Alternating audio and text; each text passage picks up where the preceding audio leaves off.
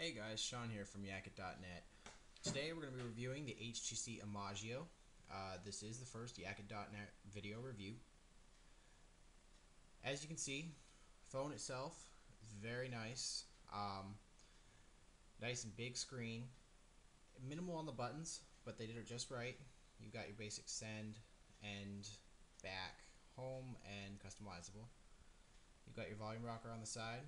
On the bottom, you got a 3.5mm headset jack as well as charging port. Then on the back, you got the basic camera lens. There's no flash on this one, but most of you have come to realize that flash on phones doesn't tend to work out so well. Then you've got a little kickstand here, which the phone can sit up on like that. Kickstand also doubles as a TV antenna, but it does not need to be up for you to watch TV. Other than that, you're not going to be able to really see it because my video camera is not the greatest. But around the edges, it's got this nice perforated bezel. It really does add to the phone. I haven't seen that on a phone before, and let me tell you, it's just a very sleek phone.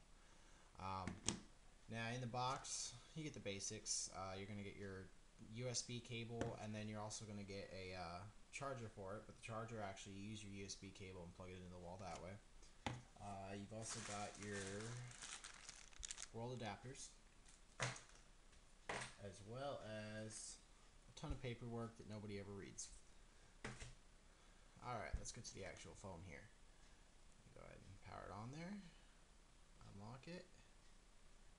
Now I do apologize, my camera's not focusing so well right now. But as you can see, we got the basic TouchFlow 3D. I've removed most of my tabs. I like to keep it minimal because I do use this phone for work. It does a decent job playing music. I'm not a fan of playing music on a phone at all because that's what I got this for, but that'll be another review. It's nice being able to access your pictures through the TouchFlow 3D and everything if you are big into taking pictures or whatnot. Other than that, this phone, HTC has actually customized quite a bit more than they have previous phones. You'll notice by clicking on the start, you're not going to see the honeycomb that most people have come to expect to see on Windows Mobile 6.5. Instead, they replaced it with kind of an iPhone-like feel. But now I'll say it's better than the iPhone. Very smooth, never had a problem with it. Of course, you add all the apps you want to add on here, and then anything that's not on here, you just go to all applications, and it puts it in a nice menu for you. Now, you'll notice that I'm actually using the pad of my finger. This phone is very finger friendly. I've only ever had to pull out my stylus once, and I think that was because I was using a legacy application. Press the back button here. Let's see. Like I said, you got your basic TouchFlow 3D. If I go into my contacts, let's see. No, sorry, I don't have it up there. Just go to this way.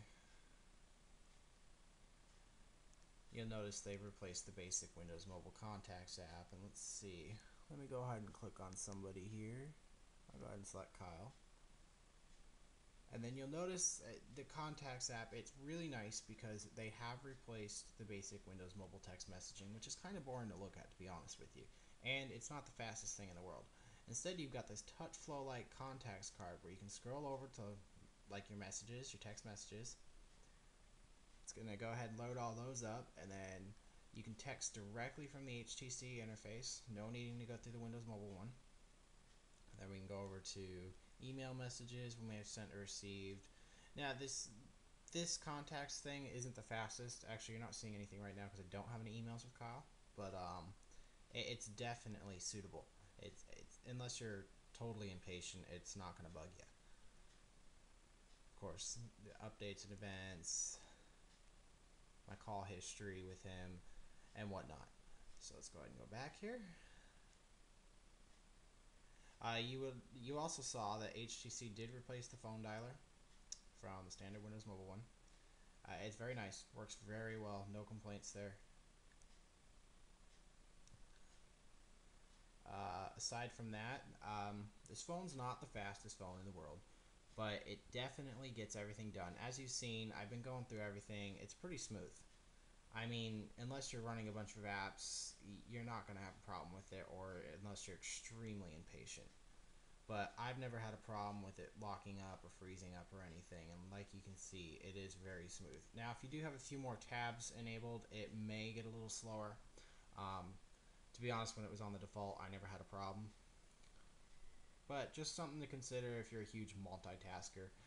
Otherwise, this thing's packed with features. You got your Wi-Fi, GPS. I mean, that kind of stuff's starting to become standard with smartphones these days. I mean, it's almost like buying a Cadillac. There's not much to add to it. But so this is the HTC Imagio. It's a great phone. I recommend it. As I said, this is actually now my full-time phone. I fell in love with it. And this is Sean with Yakit.net.